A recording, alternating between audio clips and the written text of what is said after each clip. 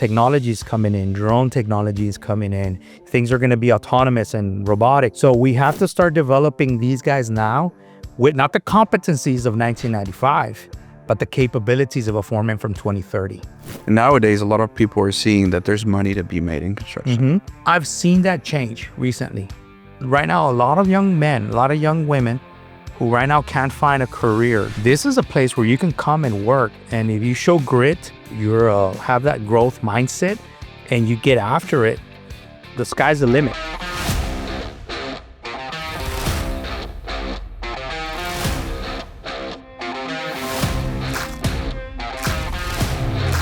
Let's get started. I know you say your name's Wes, but I think that's a little short name for your full name, no? Yeah, my real name is Wes Esquivel. Ooh, talk about fancy there, man. Esquivel. Yeah. Talk about fancy there. Well, yeah, it's, there's a story behind it, but everybody calls me Wes because it's easier to pronounce in English and in Spanish. Yeah. And it's a fun name. Definitely a tongue twister, I'll tell you that much. Yeah, say it 10 times fast. No, I can say it once.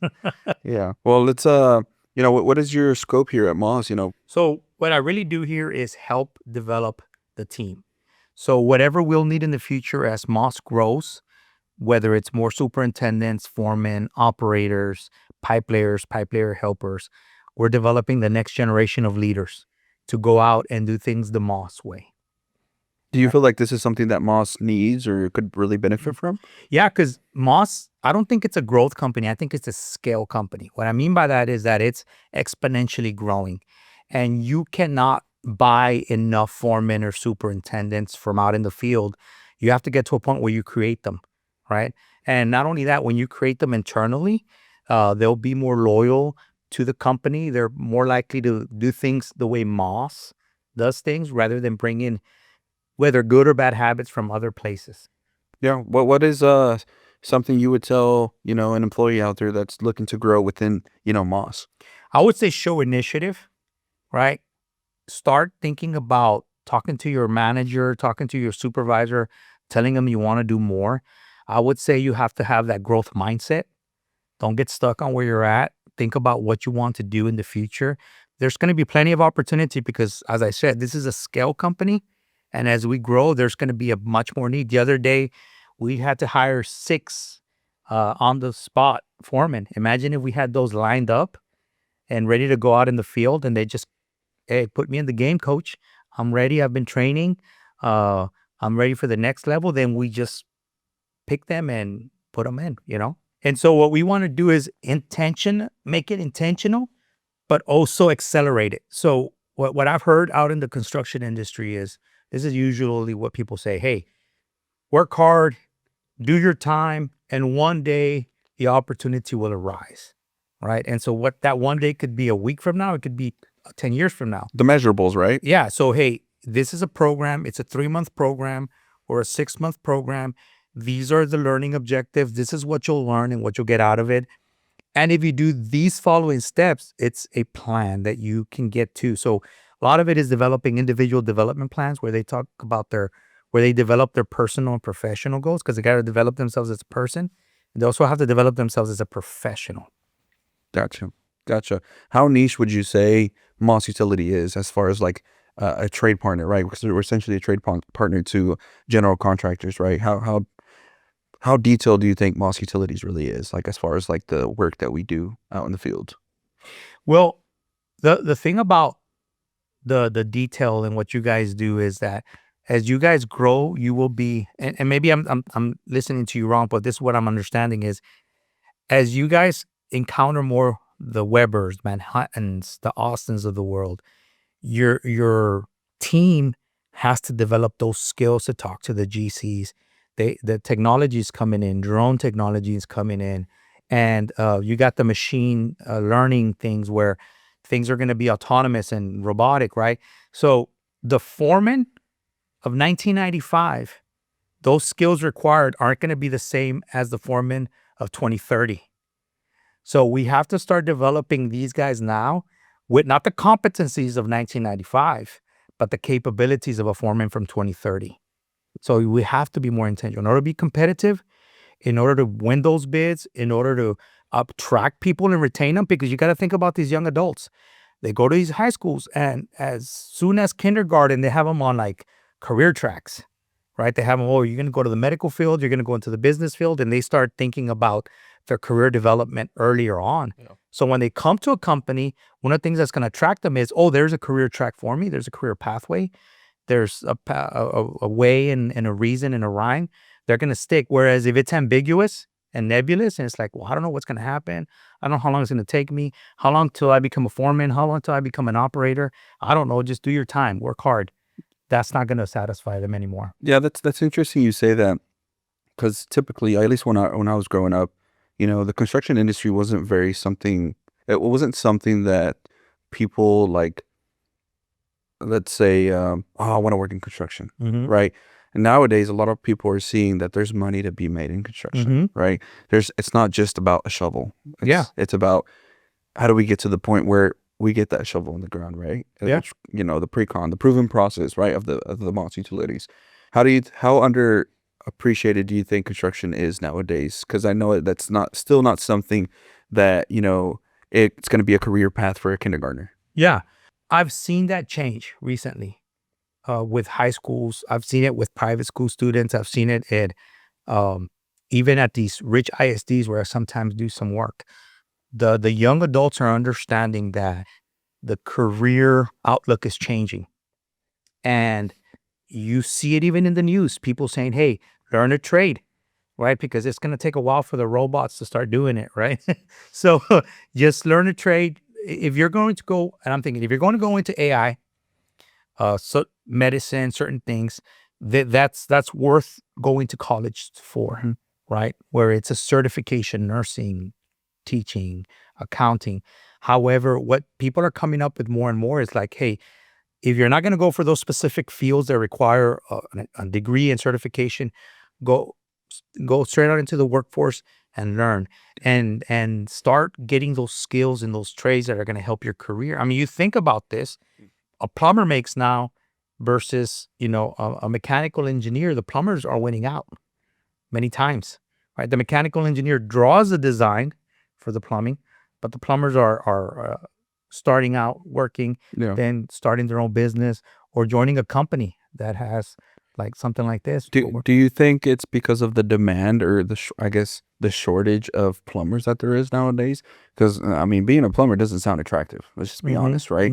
You think it's because of the shortage, or is there? I mean, I guess both, right? A shortage and a demand for plumbers compared to like that engineer, right? Yeah. I mean, is that something that you think is the reason why? It's the shortage. It is also, this work smarter, not harder, but you got to do both. You got to work smarter and harder. Yeah. Right. And honestly, you look at what plumbers are driving, the big trucks that they're driving, right? As the engineers probably, I'm not knocking it. My son's studying for being an engineer. They're Toyota Prius. This guy's driving a $150,000 truck. But they got to afford the schooling, right? So That's right. There's the Prius. And I wouldn't knock schooling because my son's going to school engineering, computer science, and he's specializing in AI. So I'm not knocking that at all. But I'm saying, unless you're brilliant at calculus and microbiology, there's other ways of making money that don't involve all that. If you're really good at that thing, go for it. Do it. I'm not telling you not to do it. That's a great career. But have you ever heard about this saying, the ninis? I have not. Okay, in Spanish, there's this term called the ninis. Ni estudian, ni trabajan. Okay. They neither study nor they work. Yeah. Right? So you got to figure it out. You're going to go to school or you're going to work, but do something. You can't. So there's right now a lot of young men, a lot of young women who right now can't find a career. They can't find a niche. They can't find a job. And sometimes they do, but it's in some low paying, job that doesn't make ends meet, right? This is a place where you can come and work. And if you show grit, you show capacity, you have that growth mindset and you get after it, the sky's the limit. Yeah. Right. All we want to do is provide those opportunities for those young adults to be able to grow. Right? Yeah. But they have to demonstrate that and they've got to get gritty. That's one of the things that I really like about Moss and what Garrett's doing, right? Because he has, I don't know exactly how the program is working, but there's this school that he'll I don't know if he's like sponsoring them, or Yeah, what legacy. the legacy, right? The Yeah, legacy high school. I yeah. don't know exactly what he's doing, but that first round of kids that came over here, like I was just like, man, like these kids are getting the opportunity to see, what a construction company is Mm-hmm. about. And those kids, it was it felt good seeing those kids actually say, I enjoyed going to this construction Yeah, company, right? I enjoyed going out to the field. yeah, I enjoyed getting on a piece of equipment that generates, money yeah. essentially, right? And I think that's what a lot of these schools have to really do to kind of get that buy-in for kids to Mm-hmm. want to work in the construction industry, right? Because there's always those internships, but it's always, I don't think their focus is correct for the mindset that's out Mm-hmm. there for the kids, right? Because those kids are gonna be like, oh yeah, you're gonna go intern, you're gonna go, be an assistant for, I don't know, and a PM kind of comes to head, right? Mm-hmm. But if you get these guys to go out to the field and see, a trench, go look at a confined space, go look at, a blue excavator that's digging, a 15-foot trench. I mean, that's stuff that's like, wow, like I can do this. You know what I mean? Like this is something that is, there's an opportunity for this and there's a demand for it. Why not? You know what I mean? Mm-hmm. So I think that's kind of the approach that a lot of these companies have to take, and Moss is taking that approach. So many jobs are intangible. You're working with things that are numbers, electrons, whatever. This is a very tangible job. And that's what I think attracts a lot of young adults. And they're people who are like kinesthetic learners. They're never going to be able to sit down behind a desk and pump out numbers all day long. It's just going to kill them. And there's people who can do that. God bless them. I'm not one of those, right? But that's why you have to find out. And I know we use the cultural index, Mhm. right? If this is a good fit for you. And the best way to find out if something is a good fit for you is you try it out, Do it. right? Do it. And then once you do it, you figure out, hey, this I like, I don't like. I would rather go back to, doing bookkeeping, or yes, put me in the game, coach. I want to operate a big excavator. As far as this program that you're developing and implementing at the same time, right? I'm assuming. Mm-hmm. I believe you had like a name for it. I think it was called something like muscle or something. Muscle. So Yeah. muscle stands for MOS, Utilities, Skill, Craft, Leadership, Empowerment. And it's got a couple of things that come to it, right? So it talks about skill, craft development, right? Becoming more technically proficient and efficient and having quality, right? The other one is safety. Of course, you can't do anything without safety, Mm-hmm. right? And then finally is leadership. And the reason leadership is so important is because you can teach people safety, you can teach them skill, quality, craft, but if they don't have those leadership, they won't implement or execute. Yeah. They have to first have personal leadership to actually model the way, but then they have to be able to talk to a person and coach them, right? And actually persuade them to do it, have influence. It's very different than the management, hierarchical, top down. Hey, you do things because I tell you, when I tell you, how I tell you, and you're going to smile while you're doing it. It's more like, how do you actually motivate people to be Want to productive? smile and do it. Yeah. Well, you look at the statistics, right? If you have a bad boss, and think about the last bad boss you had, right? On average, people give 35% of their time, talent, toil, right, to those people. Mm-hmm. They're like, heck no, I'm only going to work when I'm being seen, right? Just Yeah. enough not to get fired because this guy's a jerk. Right? He might be brilliant. He might know all the safety procedures. He might know all the skills, but he's cringy, or she's cringy, right? And so you had a bad work environment. You have people leaving. Whereas the average of a good leader, not a manager, leader, because anybody can be a leader, that you don't have to be a manager. They produce 95% time, talent, and toil from their people, right? So because you want to work for that person. Think about the last person who inspired you. That could have been a coach. That could have been a parent. That could have been a family member. That could have been someone that you're like, I want to impress them. I want them to be on their good side because I like them so much. You cannot be a leader if people don't like you. Yep. So leadership is an important component. And a lot of times people say, well, leadership, it's woo-woo, it's namby-pamby. And I was like, no, man, look at the numbers. It has directly to do with the ROI, and it has directly to do with how effective the company is. So leadership needs to be pushed, not just the skills, right? Not just the safety, because that helps you implement those two things. Gotcha. Yeah. That's one of the things that I feel like our superintendents really try to drive is being a leader, right? Because not only are they pushing the production or the schedule or the guys essentially out in the field, they also have to drive the safety aspect of it, Hmm. right? And who better to drive the safety aspect than the guy that's pushing production? Yeah. I mean, Yeah. that's my point of view behind it, right? Because Yeah. if I'm a foreman and my superintendent is pushing, me to, finish this water line, by Friday, and he also understands the safety aspect behind it, then he's gonna understand if something comes, across to where I can't finish it Friday, he's gonna be understanding of it, right? Hmm. And so that's why I feel like these superintendents have a lot of weight on their shoulders, Yeah. right? It's because they're pushing in a lot of different directions, right? I can push safety, right? And I can push production, but a lot of these guys aren't really going to be like, do you really understand production? It's like, I do, because if you're not producing, then I'm not working, So right? you use that example of push. Yeah. Push is what managers do. Okay. And yes, budgets, schedule, times, man hours. You've got to push on that, right? But it's so much easier when you pull. Okay. What I mean by leadership is pulling.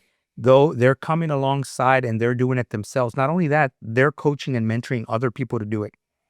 So if you become not just a manager, but a leader that coaches, mentors, and trains correctly and adequately, Yeah.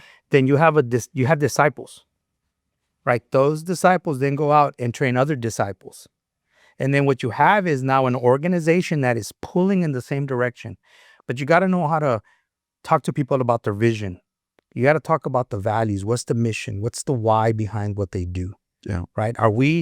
So what are we doing here? We're not just laying pipe in the dirt. We make hospitals work and function, schools where kids drink their water. So we're actually saving and safeguarding lives. It's not just us working in the dirt. It's we have a greater mission. We keep the economy going, because what's going to happen with all these buildings if they don't have water or Mhm. sanitary? Restaurants will close down, businesses will close down, Yeah. the economy would close down, you just look at places in third world countries. Many of the reasons why they're not wealthy or prosperous is because they don't have Clean water. clean water. Yeah. That's simple, and that's what we provide. So is the superintendent, is the leader telling them, muchachos, estamos haciendo grandes cosas ahorita. We're doing great things. Like, no, I just think I'm just digging a trench. No, it's more than that. So we have to train them on how to coach, how to mentor, how to train, how to inspire a shared vision, how to model the way, Yeah. so that they don't have to be pushy, right? So it's more, the leadership is more like jujitsu. Management is like boxing. You got to tell people what to do. You got to hit them with it. You got to push, and it hurts your knuckles and it hurts their face. Jiu-jitsu is you're getting their own weight. You're getting where they want to go, their vision, and you're just gently pushing them, nudging them that Yeah. way, right? So we got to train our superintendents in this work that we're doing. That is, it's a higher mission. It's you think about it, it's a calling. It's to Yeah. save people's lives. And not all the guys are going to buy into it, right? There's always going to be those guys that are just here to, for the paycheck Yeah. to paycheck, Yeah, right? yeah. And that's unfortunate, fortunate, however you want to look at Yeah. it. But it's the ones that really, care about what they do that are the ones that we can have to build and get them into that muscle program, right? Yeah. Because it's the what do you call them? Steve Jobs called them the early adapters, like the guys who first had the iPhones. Now it's ubiquitous. The iPhone, everybody's got an iPhone, right? Mostly everybody. But takes me back to the parable of the sower that Jesus did, right? Just to be brutally honest, there's some people who are 25% are just never gonna get it. They're hard-headed, they're hard-hearted, they're hard soil. They're just not gonna get it. There's 25% that they're too involved in bad things. They got bad habits, bad behaviors, bad thinking, and it sucks them away from any type of growth, Yeah. right? Then you got another 25% that they're really excited, they're really motivated, but then they flounder. It was just all emotion, but no backup. But then you have 25% that's the good soil, that actually flourishes and grows. So if you want to look, the Jesus Pareto principle is that you get 25% of your top high potential, high performers, put them through a program, And then they spread the word to the rest. They're the ones that are going to go out there and work with those guys. Because maybe that hard soil isn't ready yet, but he might be ready in a year. That guy who's got all these bad habits and addictions, he might not be ready yet, but in 2 years, he might be ready. Gotcha. So you've just focused on those high potential, high performing guys. You can't save them all. Can't save them all, but you can build them. You can build them, but you got to get your group. So it's going back to Jesus. Jesus didn't go straight to the crowds. He went to his 12 that then made 72, then made 120, then made 500. At the very end, when after his resurrection, it was only 500 people left. He taught thousands and thousands. What happened to all those thousands? They kind of were fickle and went away. Yeah. So you got to focus on your leaders. So what most people do is they want to do, let's focus on the people. And I said, okay, that's good. No, you got to focus on your leaders, because those leaders will then go out and help those people. I like the philosophy behind it. I mean, the more information that we can pull to these guys, not push to these guys, the better, right? Got it. Pull, not push. You pull to these guys, right? You got to gravitate them to want to learn. Yeah. But no, 3 weeks in, Wes, right? 3 weeks in, and I think since day one you're running, right? Yeah. So I appreciate you coming on today and kind of giving us a good spill about what Moss Built is, right? Yeah. Building the future, building the employees, building everything. So And can I say something? Everything that's going to be Moss Built is taken from the field. So you were there when we did. It was a SWOT analysis. What's working, what's not working. You were there when we did the job analysis. I'm using the fancy words right now. You're there when you weren't there, but I asked Abram, bring me all your assets. And so what I'm doing is I'm taking everything what Abram and I am doing. We're taking everything that you guys are telling us, and we're building it for the field. We're not getting any of these canned, cheesy LinkedIn learning trainings or buying it from anybody else. We're building it for our people, for our field, and that's the best way to go.